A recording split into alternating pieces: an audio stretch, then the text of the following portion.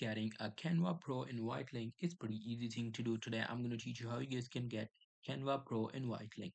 So in order to get that, you need to follow these steps. So there is step one, which means open up your Canva account and log in.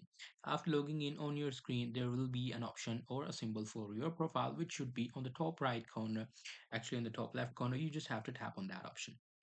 And after clicking on that option, you will see an option for create a team by doing the drop down menu. There should be a drop down menu. You just have to click on that, and then you will see an option for create a team.